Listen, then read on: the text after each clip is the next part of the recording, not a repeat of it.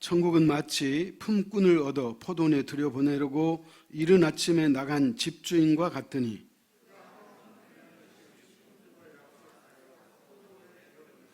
또 제3시에 나가보니 장터에 놀고 서 있는 사람들이 또 있는지라.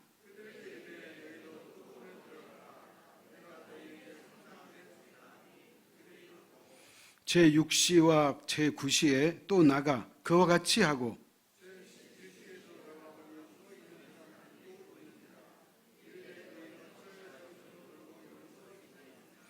이르되 우리를 품꾼으로 쓰는 이가 없음이니이다. 이르되 너희도 포도원에 들어가라 하니라.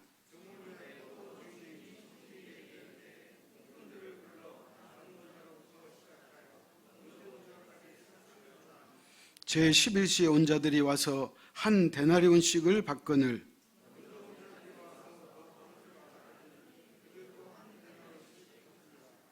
받은 후 집주인을 원망하여 이르되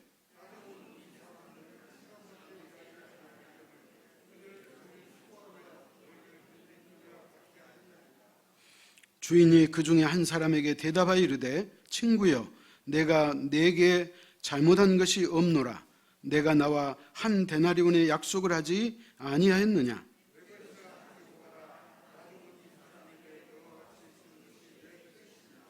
내 것을 가지고 내 뜻대로 할 것이 아니냐. 내가 선함으로 내가 악하게 보느냐.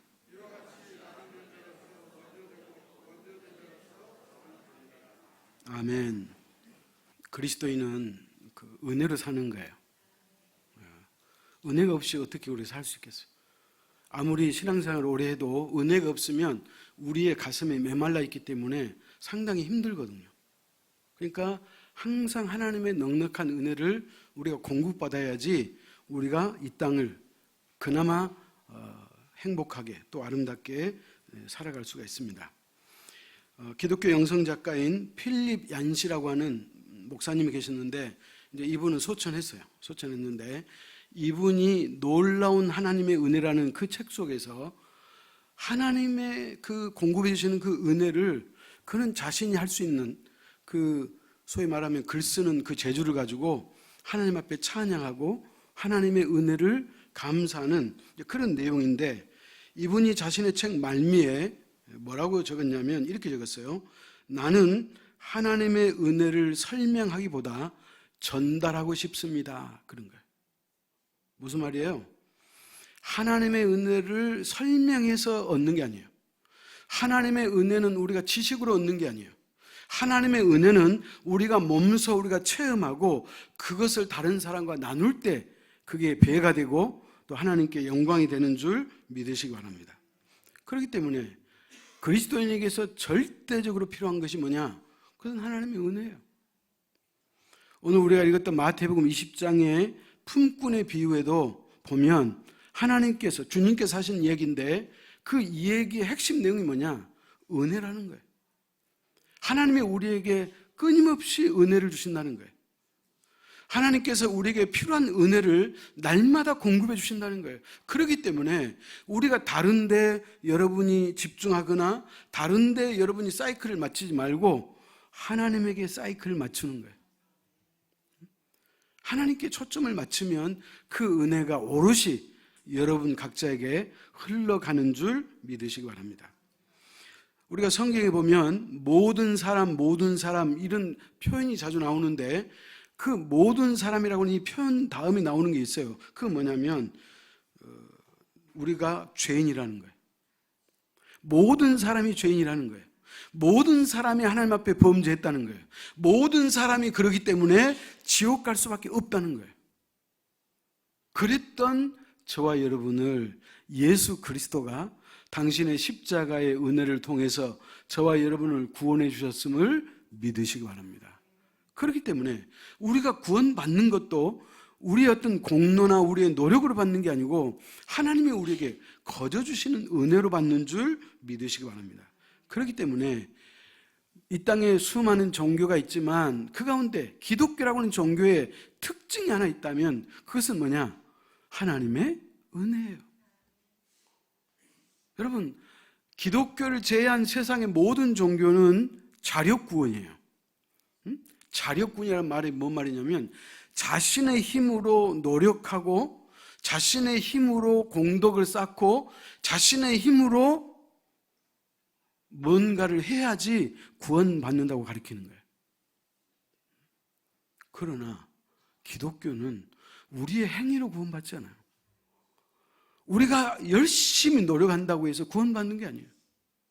구원은 하나님이 우리에게 거두시는 은혜예요. 그러면 목사님, 하나님이 우리를 거저 은혜로 구원해 주셨다면 그럼 우리는 뭐 할 일이 있겠어요?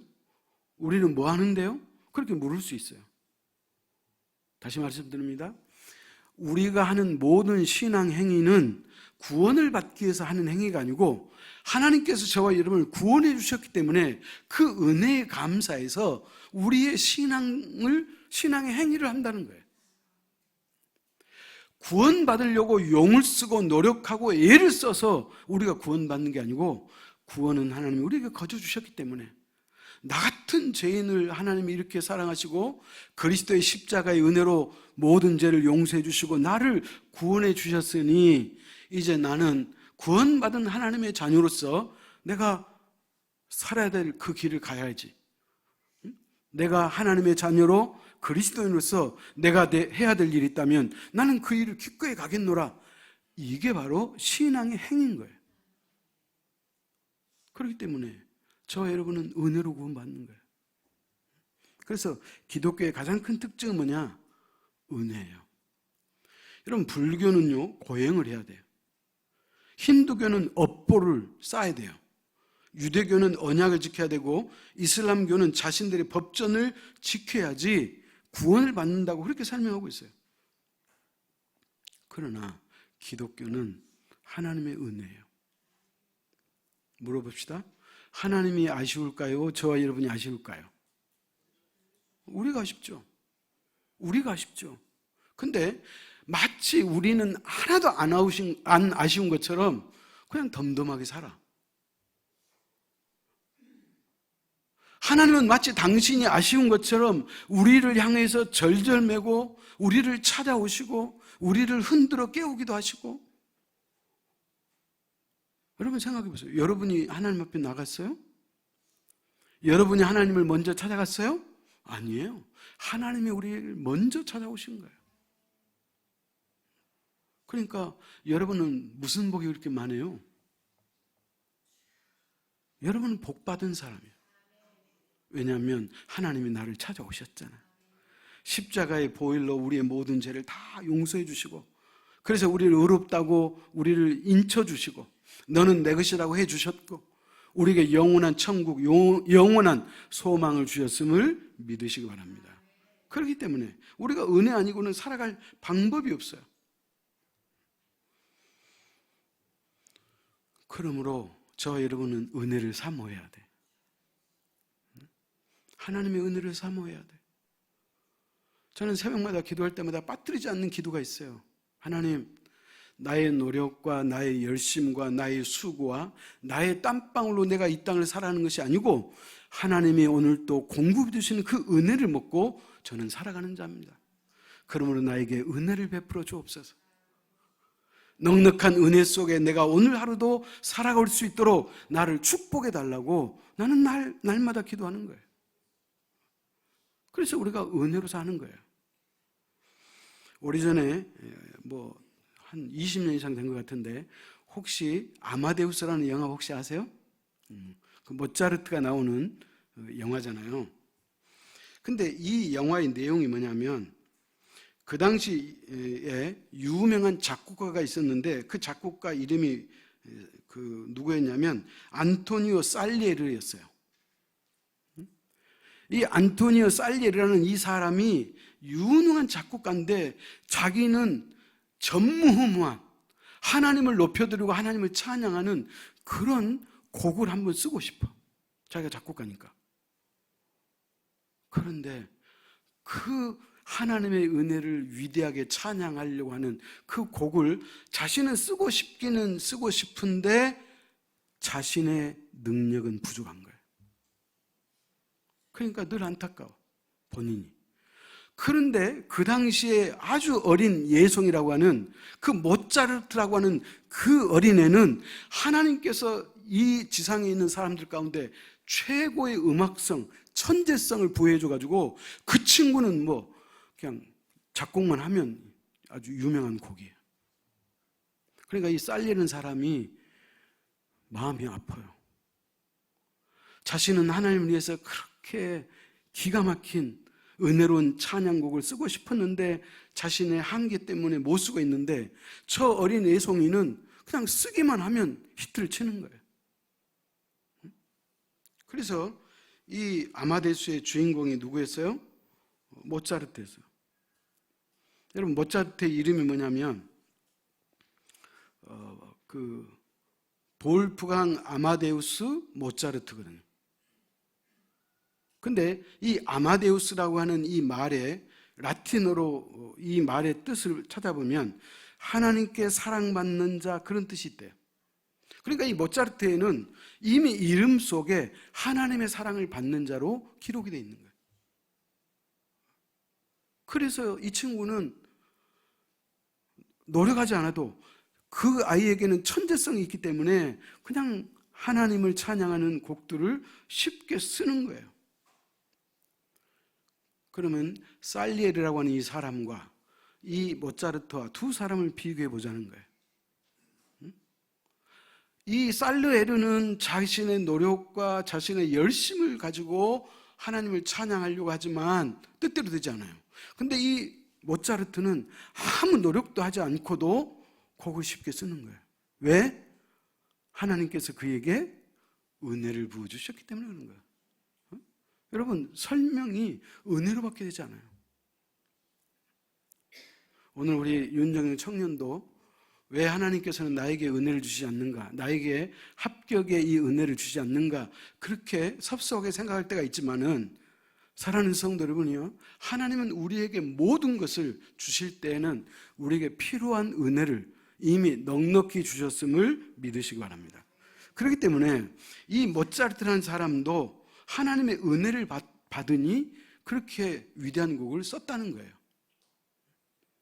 그러면 하나님으로부터 사랑하는 자, 하나님으로부터 사랑을 받는 자는 은혜를 받는 자고 그 사람에게는 하나님의 지혜와 재능과 건강과 만남과 직장과 사업과 우리에게 필요한 모든 것을 하나님이 예비하시고 주실 수 있음을 믿으시기 바랍니다. 그렇기 때문에 우리는 그 은혜 때를 기다리는 거예요. 오늘 본문의 말씀이 포도원 품꾼의 이야기잖아요. 여러분 고대 근동 지방에는 일꾼이 하루의 일을 시작할 때가 언제냐면 아침 6시예요. 그리고 저녁 6시까지 하루 종일 일을 하는 거예요. 그래서 이 포도원 농장주가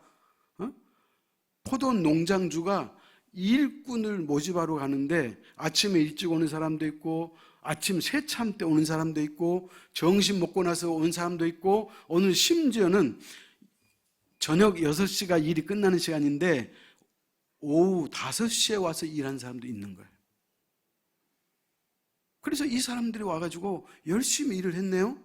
그러니까 이제 6시가 딱 되니까 하루 일과가 딱 끝나니까 주인이 자신의 하인에게 품삯을 주어라는 거예요. 품삯을. 그래서 이제 사람들이 가만히 생각해 보니까 아침에 일찍 온 사람하고는 품삯을 약속하기를 한 데나리온 주기로 약속을 했어요. 여러분 오늘 지금 우리나라 하루 품삯이 얼마죠? 15만 원이에요? 맞네요. 나도 가고 싶네. 자, 그러면 쉽게 이렇게 합시다. 하루 품삯이 15만 원이라고 가정합시다. 그러니까 아침에 일찍 온 사람에게 그 주인이 너가 우리 집에 가서 하루 열심히 일하면 내가 품삯으로 15만 원 주겠다 약속을 했어요. 그래서 이제 이 사람들이 품삯을 받으려고 줄을 섰는데 맨 나중에 온 사람부터 주인이 품삯을 주는 거예요. 그러니까 일찍 온 사람은 도대체 저 와가지고 1시간밖에 일하지 않는 사람에게 주인이 얼마나 품삯을 주는가 보자 그렇게 관심을 갖고 있을 거잖아요. 그죠? 그래서 봤더니 세상에 15만 원을 주는 거예요. 그리고 오후 3시에 온 사람도 얼마 주는가 보자 봤더니 그 사람도 똑같이 15만 원 주는 거예요. 그러니까 아침에 일찍 온 사람은 어떤 생각을 갖겠어요? 그래, 나는 아침부터 일찍 와가지고 제일로 오래도록 일했으니까 설마 나는 품삯을 더 많이 주겠지? 그렇게 생각했어요. 근데 역시 아침에 일찍 왔어도 여전히 주인이 약속한 대로 품삯 15만 원만 딱 주는 거예요. 이 사람이 기분이 나빠요, 좋아요? 기분 나쁘지. 세상에 이런 법이 어디가 있어?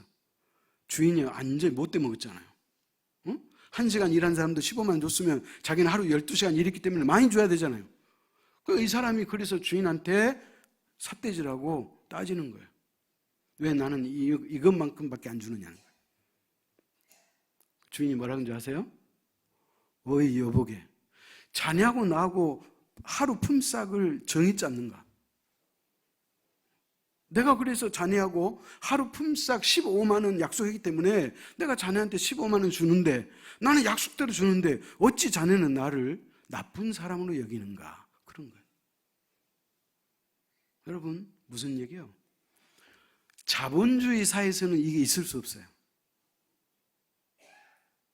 그러나 하나님의 나라는 이것이 가능해요. 그래서 학자들이 이 품삯을 왜 이 포도원의 그 농장주는 품삯을 이렇게 공평하게 주었을까? 일은 각각 다르게 일했는데 이렇게 다르게 품삯도 줘야 될 텐데 왜 공평하게 줬을까? 라고 생각하니까 학자들이 연구를 하는 결과가 이렇게 나왔어요.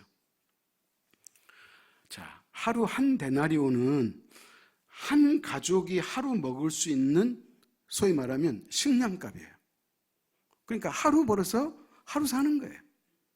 그런데 아침에 일찍 와서 일한 사람은 한 데나리온을 받으니까 이 사람은 그 한 데나리온을 받아가지고 자기 집에 가서 자기 식구들을 하루 양식을 사서 먹일 수가 있어요.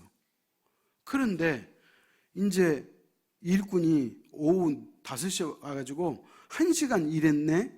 그러면은 12시간 일한 사람은 15만 원 받았으니까 이 사람은 1시간 일했으니까 우리 돈으로 2만 원, 3만 원 주면 많이 준 거예요. 그러면 좋다. 2만 원, 3만 원 받았어요? 그놈 가지고 자기 집에 가서 하루 양식을 부양할 수 있어요, 없어요? 없어요. 그래서 포도원 주인은 하루 가족들이 다 먹을 수 있도록 일을 많이 했든 적게 했든 상관없이 그들에게 공평한, 소위 말하면 품삯을 주셨다, 그렇게 이야기하는 거예요. 그렇다면 여러분, 이 일은 조금밖에 하지 않았는데 품삯은 하루치를 받았어요. 이걸 뭐라고 그래요? 응? 이걸 뭐라고 그래요? 이게 은혜예요. 사랑하는 성도 여러분, 포도원 농사꾼만 이런 은혜를 받은 게 아니에요. 오늘 성경이 이 말씀을 기록하고 있다는 것은 예수 믿는 저와 여러분에게 하나님께서는 우리가 노력하지 않았음에도 불구하고 우리에게 넉넉한 은혜를 주셨음을 믿으시기 바랍니다. 그렇기 때문에 이 사람은 다른 사람이 아니고 오늘 나라는 거예요. 우리라는 거예요. 특별히 오늘 8절 보십시다. 8절. 8절 시작.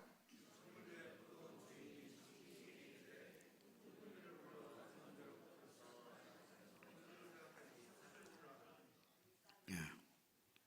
8절 보니까 저문 시간에 그랬죠. 자, 저물었다는 말의 의미는 뭐냐면 이 일 끝냈다는 거예요. 이제 더 이상 일하지 않는다는 거예요.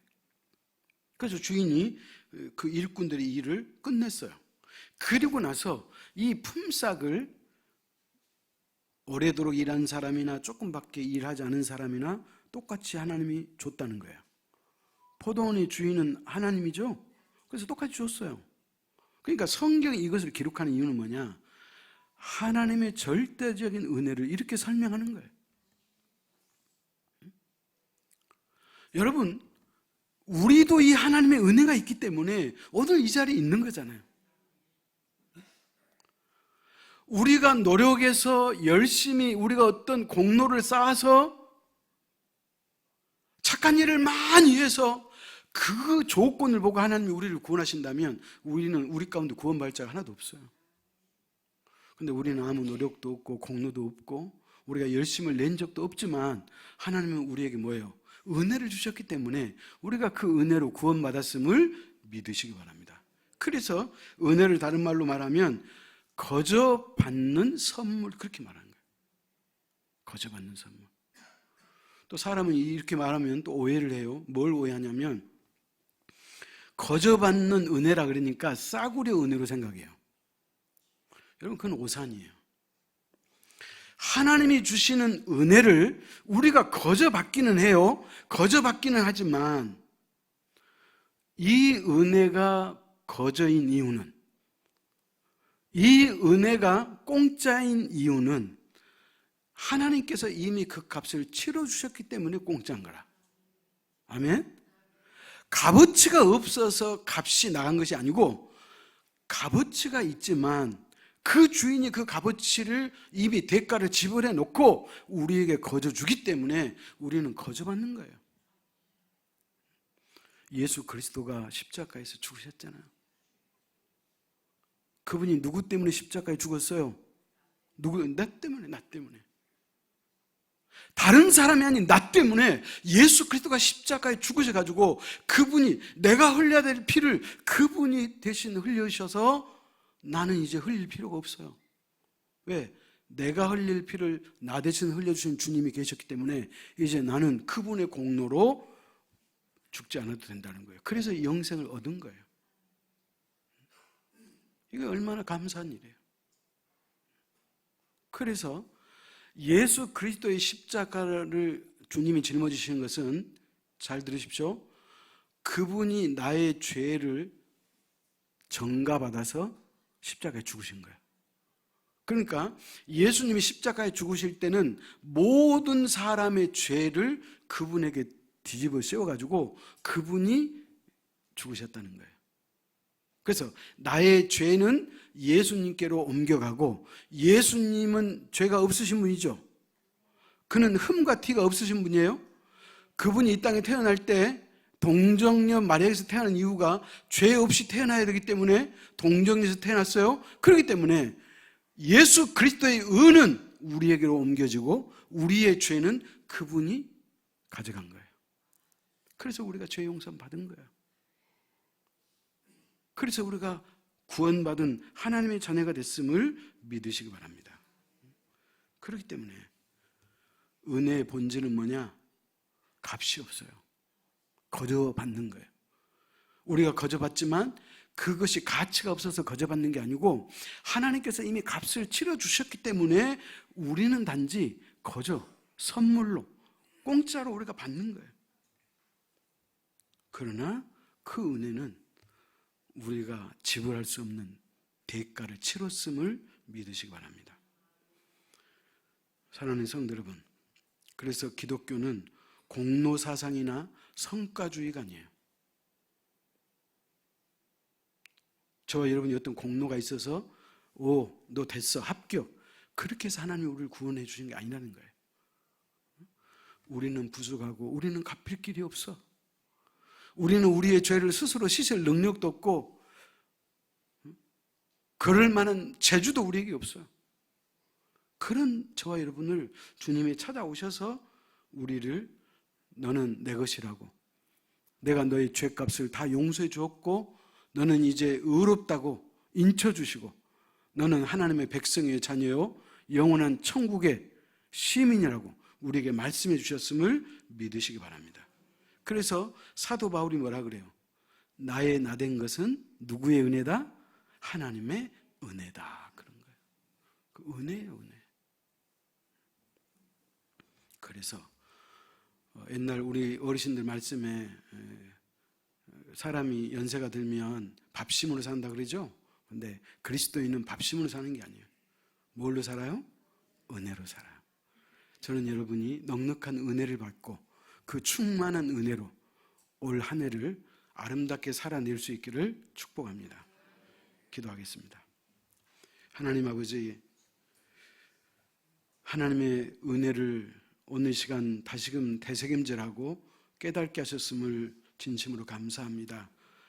포도원의 일꾼으로 부름을 받아서 포도원에서 일했던 사람들 가운데 여러 부류가 있었지만 그러나 주인은 모든 사람에게 그들 한 가족을 부양할 만한 값으로 공평하게 주셨음을 우리가 깨닫습니다.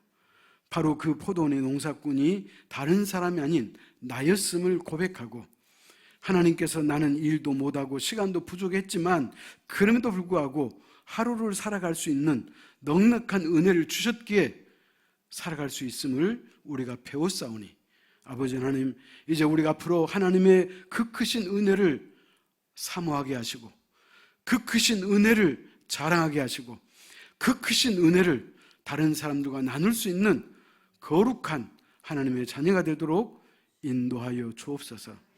하나님께서 우리에게 이처럼 값없이 넉넉하게 주셨으므로 우리의 가슴도 넓은 마음을 소유하게 하시고 담장밭 세상 속을 향하여 우리가 그들에게도 기쁨으로 나눌 수 있는 너그러움과 넉넉한 마음을 허락하여 주셔서 우리 재활교회가 이 땅에 세우신 하나님의 이유를 발견케 하시고 고창군을 사랑하게 하시고 고창군의 주관의 영혼을 구원하는 생명의 방주가 될 수 있도록 하나님 축복하여 주옵소서. 모든 말씀 예수님의 이름으로 기도하옵나이다. 아멘.